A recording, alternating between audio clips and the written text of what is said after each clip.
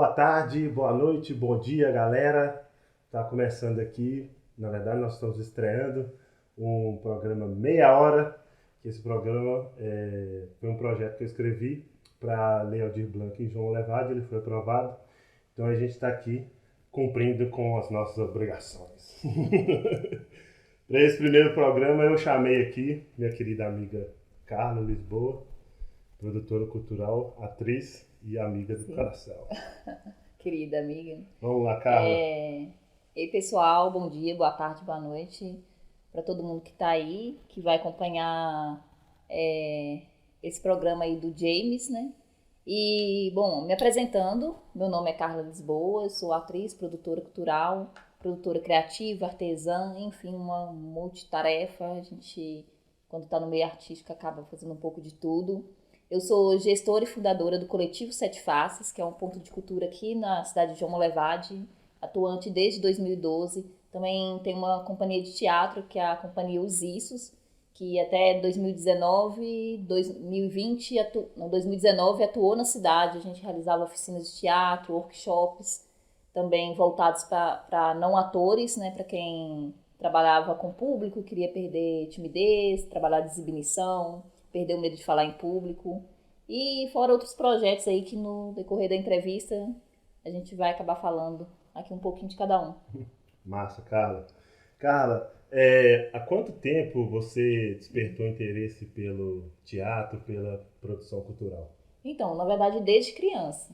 Eu lembro, desde criança, em escola, eu já movimentava, assim, articulava fazer os grupinhos para fazer apresentação de trabalho, apresentação quando tinha dia do estudante, essas coisas. Então, no teatro, desde criança que eu tenho esse interesse, que eu já tenho essa paixão pelo teatro, pelas artes cênicas, e a produção cultural foi uma consequência, porque aí eu lembro que quando eu tinha 17 para 18 anos, tinha uma escola de teatro aqui na cidade, que é a Camarte, e aí eu comecei a fazer teatro lá, depois eu fui para Belo Horizonte, estudei um tempo no Galpão Cine Horto, aí retornei para Monlevade e comecei a trabalhar com a Samira, né, fazendo arte e produções, com teatro e produção ao mesmo tempo, e aí foi emendando, né? Aí a paixão pela produção veio bem depois. Uhum. Eu lembro mesmo dos eventos que você fazia lá, eram muito nos sindicatos, né? Isso. Tributo Beatles, Legião, foi ali que começou mais ou menos? Não, o Beatles na verdade foi um outro projeto. Uhum. O Beatles não foi a Fazendo Arte que realizou. A Samira eu a conheci em 2009, mas antes disso eu já tinha trabalhado com produção na Gata na Tuba, que era uma produtora, né, na verdade um coletivo que com a Andréa Abad e eu montamos na época. A gente realizou algumas... Na verdade, assim, a gente brincava de ser produtor, então a gente fez alguns pequenos eventos em alguns barzinhos na cidade, que não adianta citar nome, porque nem existe mais. E há 45 anos da Família Alcântara, a gente também fez uma coprodução com o pessoal que organizou mesmo o evento. E aí em 2019, gente, já tô pulando 10 anos. Né? E aí em 2009 eu vi no jornal uma chamada, assim, procurando atores, amadores, para um espetáculo de teatro, Saltimbancos. E aí que era o projeto da Samira, que ela tinha pouco tempo que ela havia chegado na cidade. E aí eu entrei em contato, só que o elenco já estava fechado do Saltimbancos. E uma amiga na época estava na parte de decoração, de fazer o cenário, que foi todo sustentável. E aí eu acabava acompanhando os ensaios só para ficar lá assistindo. E depois de 4 ou 5 ensaios, eu já sabia fala de todos os personagens. Sim. E aí o personagem que fazia o cachorro, ele faltava muito. Aí um desses dias a Samira me chamou para substituí-lo. E aí eu entrei para substituí-lo um dia e ela não me tirou mais. E aí eu já comecei a conviver com ela, e como ela não conhecia ninguém na cidade, aí eu me ofereci para ajudá-la, assim, em divulgar o espetáculo. Eu já trabalhava com design já há bastante tempo, me ofereci para fazer a parte visual, a parte gráfica, e aí acabou a produção misturou. Você tomou conta ali do... E aí quando eu vi, já estava na produção dos outros projetos da da Fazendo Arte, que encerramos os Saltimbancos Uhum. e começamos com o projeto de tributos, que aí a gente fez o Raul, o Legião Urbana, a gente fez o Cazuza, mas era uma proposta de fazer releituras. Sim. Então, já começamos assim com Eu esse lembro, projeto. eu lembro. Então eram tributos, Sim. mas eram só todos releituras. Releitura Todos das releituras. canções, dos Isso, clássicos. isso. Bacana. Carla, eu queria que você falasse um pouco do trabalho do coletivo. A Carla é fundadora do coletivo Sete Faces aqui. Um pouco como é que foram as produções do coletivo Sete Faces aqui em João Monlevade? Bom, na verdade, aí fiquei trabalhando com a Samira, né, só finalizando como que encerrou o Sete Faces. Uhum. Não encerrou Fazendo Arte e começou o Sete Faces, que em 2010 Samira saiu de Monlevade e foi para o Rio. Depois eu fui para o Rio com ela e lá a gente continuou trabalhando mais com eventos. Sim. Assessoria artística e eventos. E aí eu fiquei alguns meses no Rio e vi que aquilo não dava para mim. Não era o que eu queria no meio artístico. E a produção de assessoria artística eu já vi assim, que não me identifiquei, não gostei. Tive uma experiência bacana, mas não gostei não. Então aí eu retornei em 2011 e na época o Martinho me convidou para fazer alguns eventos. Aí a gente fez o Quinta Cult. Uhum. Que aí... Nós tocamos nisso lá com o Funcho. Isso. Aí, só que aí o Quinta Cult não foi pra frente. A gente acho que fez só esse dos Beatles mesmo. Foi só o tributo aos Beatles mesmo. Só que aí eu continuei fazendo algumas ações desvinculadas ao Quinta Cult. E aí teve o Áudio Funcho, que aí mais uma vez eu embarquei em trabalhar com assessoria artística, assessoria de banda. Eu lembro. A primeira pessoa que me deu corda pra me tocar foi Carla. E aí comprovei que não era minha praia mesmo, trabalhar com assessoria artística. E compraram a corda pra mim, que bonitinho. Falei assim, não, tem que fazer... como diz, né, que no meio artístico a gente fala, na produção a gente fala de... O assessor artístico a gente fala... que é ser babá de artista. Então, eu cheguei à conclusão que eu não tinha vocação para ser babá de artista. Na produção. Eu cheguei à conclusão que eu não tinha mesmo dinheiro naquela época para comprar corda. Não, mas foi uma experiência. Tudo é experiência. Eu acho que, assim, hoje é óbvio que algumas coisas a gente faria diferente, mas tem coisas que a gente tinha que quebrar a cara, tinha que bater a cabeça na porta, porque é isso que me fez hoje, a experiência que eu tenho com o meu trabalho enquanto artista e produtora. Mas aí, assim, eu sempre tive uma paixão pelo movimento tropical. E aí, quando eu retornei do Rio, eu criei, assim, um nome fantasia para uma produtora. Que aí eu fiz a produtora Sete Faces, que foi logo após o Quinta Cult. Porque aí eu não queria colocar meu nome, produção Carla Lisboa. Eu queria uma marca, E aí eu criei o Sete Faces por motivos pessoais também, que eu tenho com o número 7. Então, não é o contexto da entrevista, então não vou explicar aqui. Alguma razão cabalística. Isso, por aí. E aí, assim, eu criei a produtora Sete Faces e fiz o Movimento Tropicalia, o evento no sindicato, e a Samira, eu estava no Rio na época, coordenou também, me ajudou nesse evento. E depois do Tropicalia, eu acompanhava já a rede Fora do Eixo. E na época eles estavam lançando alguns editais de vivências para trabalhar na produção ou na parte de mídia. Você trabalhou muito com Fora do Eixo, né? Sim. E tem uma ligação com a rede até hoje. Muito bem. E aí, assim, aí eu saí. Porque também eu já estava... Aí em 2012 foi uma época assim, que eu precisava sair da cidade. Né? Eu precisava sair. Monlevade estava pequeno, estava estafante. E não era profissional. Mas, enfim. Aí eu me inscrevi em alguns desses editais. Fui chamada e fiquei um tempo circulando Fora do Eixo. Acho que foi o segundo semestre de 2012, que a gente encerrou o Tropical em julho. Em agosto a gente fez uma edição menor do que foi no sindicato em Patinga, em Tabira. E o Tropical a gente ia estender até dezembro. Só que aí eu encerrei o projeto antes do prazo previsto. e saí de Monlevade e fui circular em festivais independentes com Fora do Eixo, e aí me apaixonei pelo universo de festivais independentes. A correria gostosa. Nossa, e aí, assim, já voltei para Monlevade querendo montar um coletivo ligado à rede, e eles já tinham alguns projetos prontos, assim, por exemplo, tem o Grito Rock que acontecia sempre no período paralelo, no período do carnaval. Eu lembro, era pós-carnaval. No período do carnaval. Começava assim em fevereiro, ia até março, abril, por aí.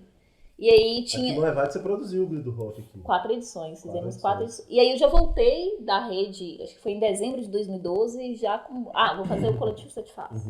Aí na época os amigos que estavam mais próximos embarcaram junto. E aí nossa primeira ação foi o Grito Rock 2013, que foi em março. Fizemos o Grito Rock em março. E a rede, ela apoiava também o Fora do Eixo apoiava os circuitos, né? Que tem o circuito paulista, o mineiro, o norte, o nordeste, os circuitos de festivais independentes que faziam parte da Rede Brasil de Festivais. E aí a galera botando pilha, monta um festival lá, assim, gente, a cidade não comporta um festival desse, não tem, faz. E aí que surgiu o Festival Marmotas aqui. De Artes Integradas. Né? Qual o primeiro ano? Foi 2015? 2013. O Grito Rock. O Grito Rock era mesmo. Fazia o Grito Rock no início do primeiro semestre e o Marmotas no segundo final do ano, verdade. Isso. Verdade. E na época eu escolhi a data, na verdade o mês de novembro para realizar o Marmotas, porque o município tem o Dia Municipal de Cultura, que é uma data que ela é sancionada por lei, que é o dia 27, que é comemorado no dia 27 de novembro, e nunca havia comemorado essa data, assim. Eu acho que é a maior... Esquecida, né? E na verdade, assim, eu não sabia que existia essa data. Eu fiquei sabendo, porque nesse mesmo ano eu trabalhei lá na Casa de Cultura, e através desse meu trabalho lá que eu tive conhecimento da existência dessa data, e nunca foi comemorado. E eu conheço, assim, dos artistas, da classe artística que eu conversei, praticamente nenhum deles sabia da existência dessa data. E aí eu disse, não, então vou colocar, assim, o festival vai ser em comemoração ao Dia Municipal de Cultura, que é o dia 27 de novembro, por isso que o festival sempre acontecia a partir da segunda quinzena de novembro.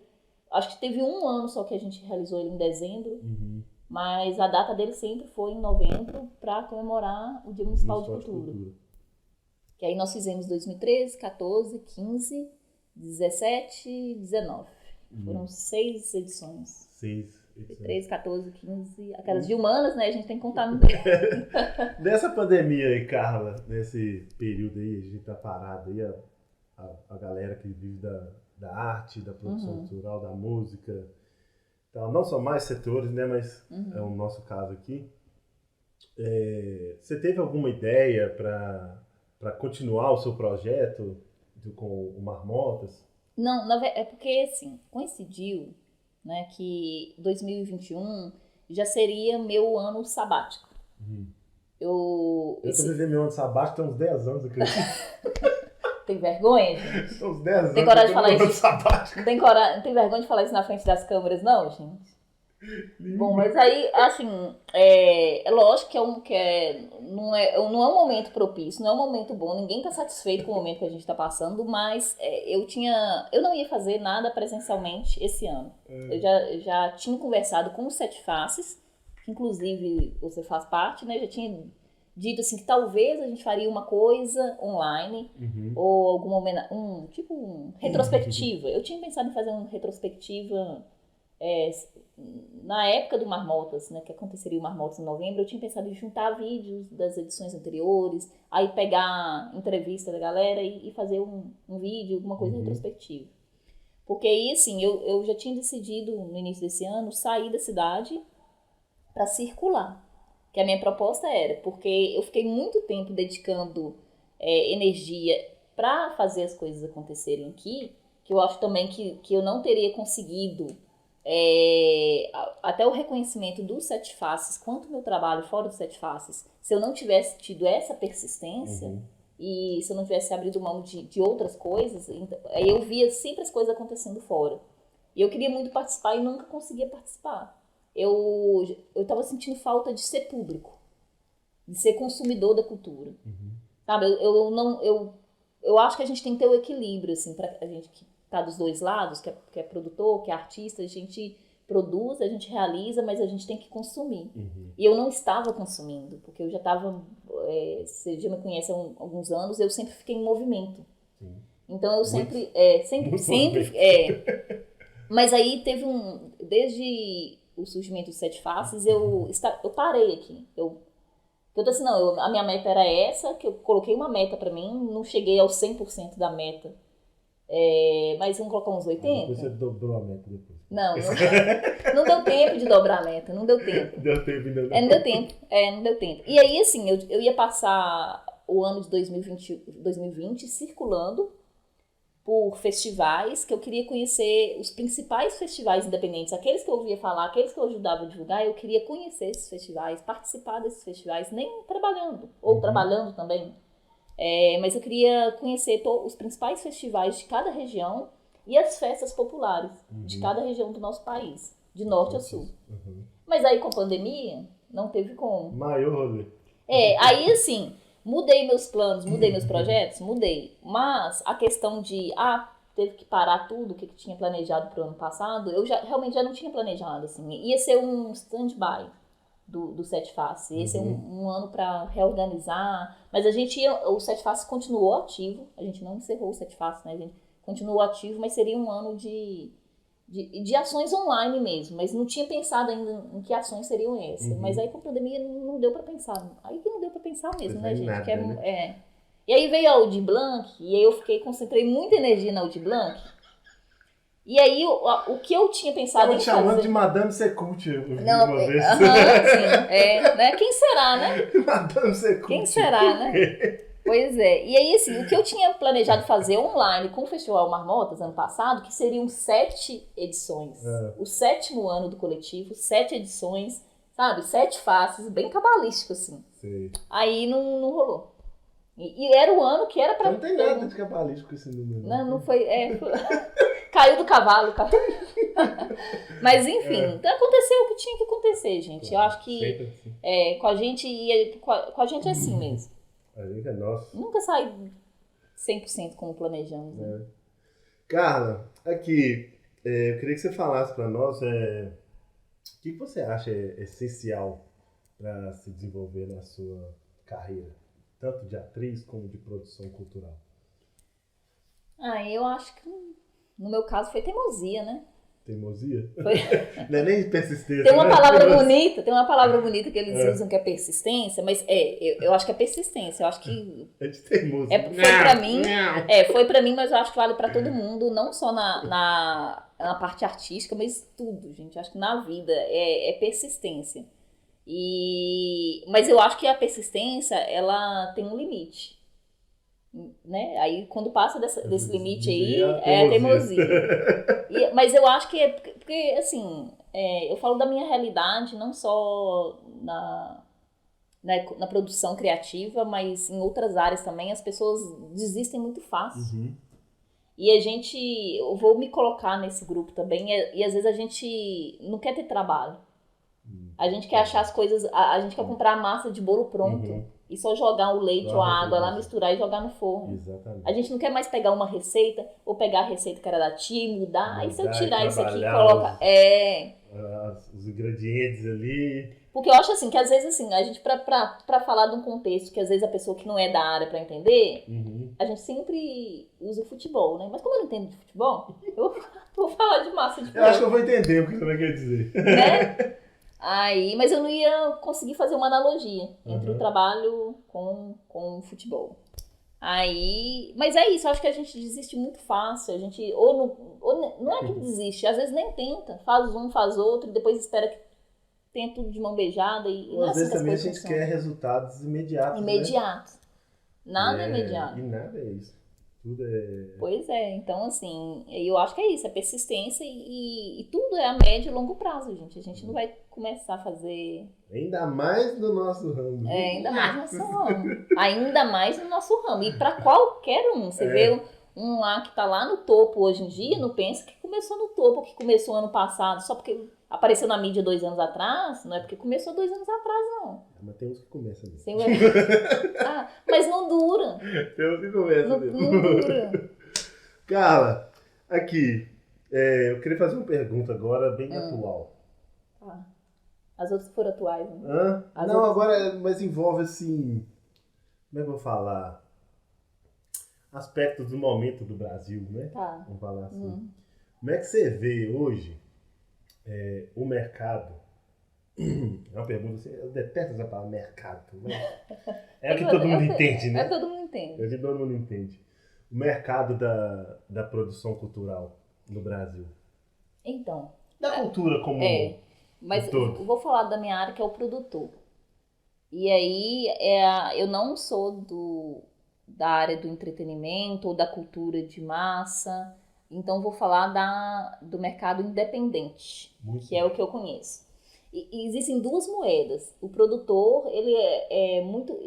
Eu falo assim, quando eu trabalhei com produção artística, às vezes o produtor ele é visto como um safado, que quer passar o artista para trás, porque a gente sabe que é um mercado cruel. Não, produtor também. E ele fala, realmente, gente, então assim, a gente pega as nossas experiências negativas e vai replicando isso.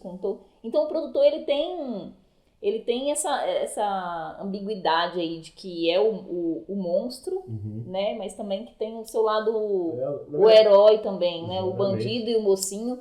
Só que ao mesmo tempo, eu acho engraçado assim que no mercado independente a gente sobrevive disso, vamos supor, de dar um suporte para o artista, igual no meu caso, de elaborar projetos, editais, de dar um suporte de marketing, que hoje em dia, ainda mais com o cenário atual, que a gente não sabe quanto tempo que vai que a gente vai ficar nessa de sobreviver 100% online, então de trabalhar com como desenvolver sua carreira online, que aí já entra um profissional de marketing também, mas o produtor também tem essa função de online, de marketing digital, essas coisas. Ao mesmo tempo, a gente quer que o artista seja independente. Porque eu acho que o segredo também do sucesso na cena independente, no mercado independente, é o artista não ser 100% dependente do produtor. O artista que consegue se produzir, se lançar. Não estou falando pra gente abraçar o mundo, não. Eu falo que, assim, às vezes a gente consegue fazer tudo, mas a gente precisa também é isso, agora eu vou entrar no ponto. Por exemplo, você enquanto músico. Você, dependendo do projeto, você não vai conseguir fazer tudo sozinho. Ou escrever edital, elaborar edital, escrever um projeto, planilha, correr atrás de patrocínio, a parte visual, mas você tem que entender de todos os processos. Até mesmo para não correr esse risco de ser passado para trás. Né? Então, mas eu acho que o artista ele tem que entender de todos os processos. E o artista é um pouco produtor, sim. E eu acho que, assim, no Brasil, eu acho que é bem complicado falar, mas é uma área, eu acho que a produção artística, no geral, a produção cultural, artística, ela é transformar 1 em 10 todo dia, é se reinventar todo dia. Cara, artistas que produzem sua própria carreira, o que você acha? Mas é o que eu acabei de falar, é o ideal. O artista, ele ter parceiros, mas eu acho que a gente está caminhando, assim, para um futuro... Não, eu falo tomando conta, assim, 100%. Por exemplo, eu lembro um dia que a gente estava conversando lá na casa de Thiago, lá, você tinha falado comigo do documentário da Anitta, né? Que você viu na Netflix lá. Aí rolou muito bafafá, assim, muito comentário aí nas redes aí sobre a questão do assédio moral dela. Porque, tipo assim, né? Eu lembro de uma coisa que você falava comigo, era o seguinte, aquilo que você não pode fazer e você não sabe ou não quer fazer, você tem dó de fazer, por exemplo, você tem que falar com alguma pessoa para fazer por você. Mas você tem que entender daquilo para cobrar daquela pessoa. Sim, com certeza. Mas aí, você acha que até que ponto essa participação, essa era a pergunta que eu queria fazer para você, queria chegar nisso, essa interação do artista com a produção da sua carreira pode ser deletério para ele? Até que ponto? Porque a Anitta, ela foi muito... Eu não vi o documentário, eu tô falando assim o que eu vi, sabe? Eu não conheço nada da carreira da Anitta, algumas músicas que você ouve assim por osmose, depende do lugar que você tá, mas só isso, nada mais. Mas eu falo porque é uma coisa assim estressante você tomar conta de tudo, né? Mas é estressante você E tomar conta de sabe, tudo. eu vejo assim, como você. Teve uma hora assim que sua mente não aguenta, assim, você acaba estressando, entendeu? Isso pode comprometer o seu lado artístico, de criação, de inovação. Sim, mas aí, assim, é porque no caso dela, ela tem. Ali, na verdade, são duas pessoas, né? Tem a Anitta personagem e a Anitta empresária. E ela tem pessoas que cuidam da carreira dela, ela tem pessoas, mas é ela que cria tudo. Ela que cria tudo. Apesar que, assim, o trabalho dela enquanto empreendedor, enquanto artista e enquanto empreendedora artística, eu admiro muito, mas ela centraliza muita coisa. Ela delega, ela confia na equipe dela. Ela é a ditadora do pop, então você acha isso? Não acho não. Mas aí, assim, eu acho que você tem que confiar na sua equipe também. Aí é o ponto, que eu acho que ela passa, por exemplo, eu vi no documentário, ela passa uma missão impossível para os bailarinos dela, faltando uma semana pro lançamento, 4 dias pro lançamento. Mas ela só faz isso porque ela confia. Porque ela sabe que eles vão dar conta. Né? Tudo bem que ela pode ficar ali de cima, mas ela entende de todos os processos. Mas aí que tá. É estressante o artista, ele não precisa fazer tudo, mas eu acho que ele tem que acompanhar todos os processos. É estressante.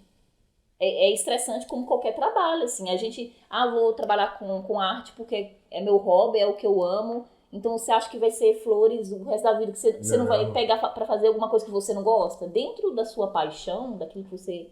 vou viver da minha paixão. Você vai fazer coisas que você não gosta. Então, eu falo assim, se não fosse estressante, a gente fica sentado numa rede, tomando água de coco a vida toda. E mesmo assim, isso estressa.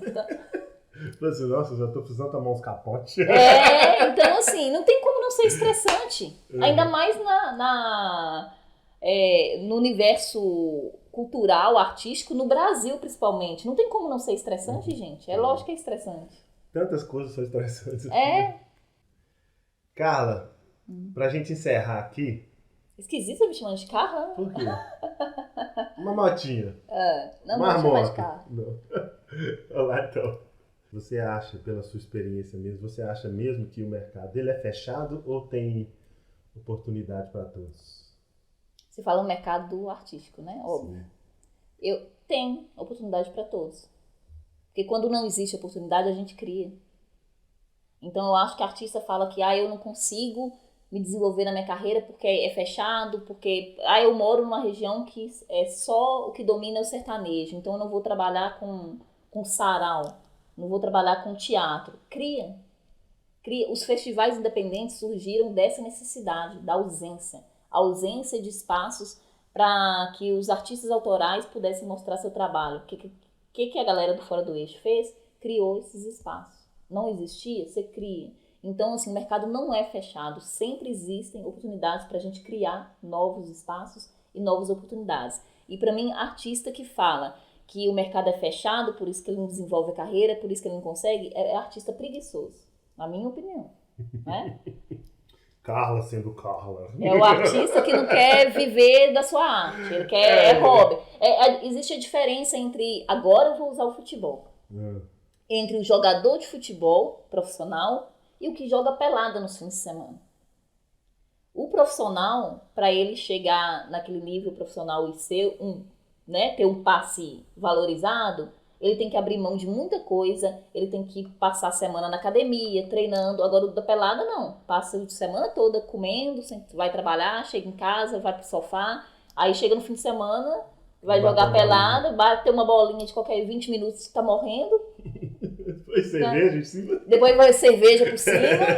Então eu comparo o jogador profissional do jogador de fim de semana.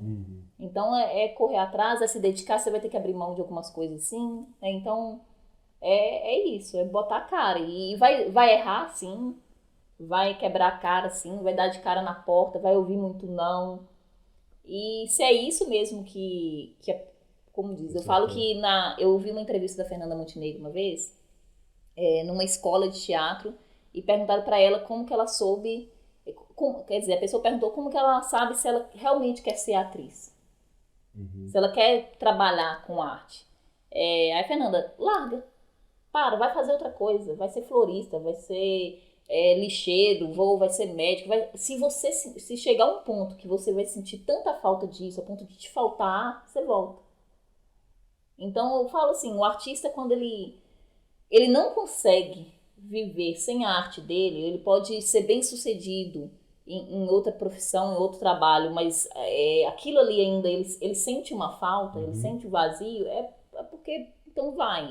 Mas é difícil, mas não dá para conciliar, não dá para viver de arte. Eu passei por esse processo enquanto eu dividi o meu trabalho artístico, na época professora de teatro e produção, com outra função, eu não consegui desenvolver profissionalmente.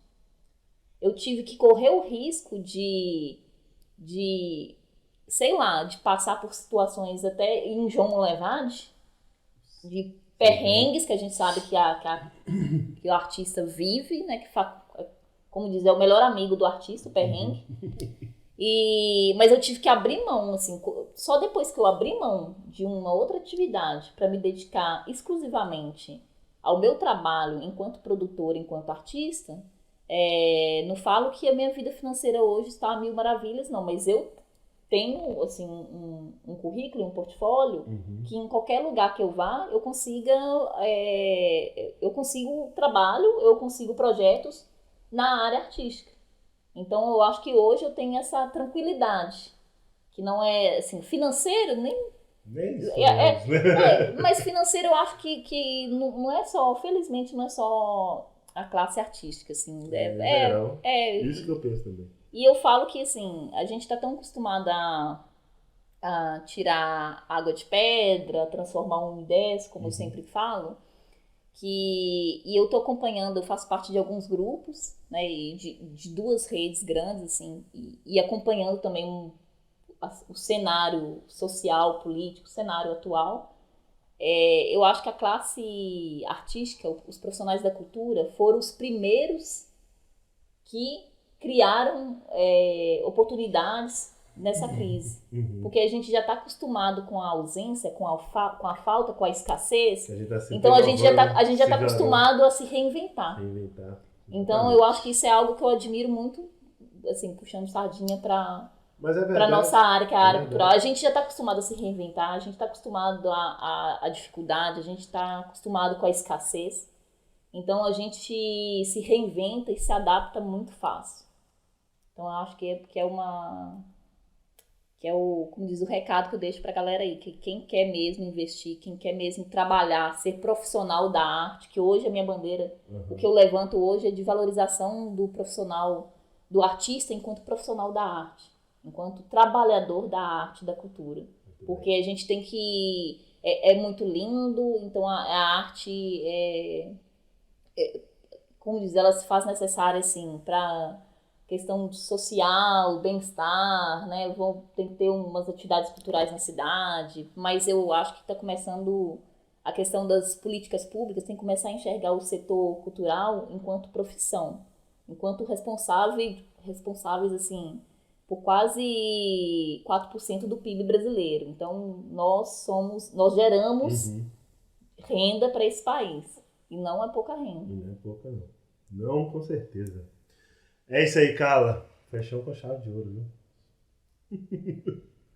Isso aí, galera. Semana que vem tem mais programas. Vou falar para vocês que vamos ter aqui Daniel Bahia, Adriano Fidelis, da Banda Concreto, falando da história da banda aqui. Essa banda que é referência que começou aqui na cidade, né? Tocou mundo afora aí, levando o nome de Molevade pro planeta Terra. Lógico, né? E vai ter o meu brother também, Ândalo, falando da história da cena musical do rock and roll aqui de Molevade. Beleza? Um abraço a todos vocês aí. Até a próxima. Valeu Marlon. Valeu.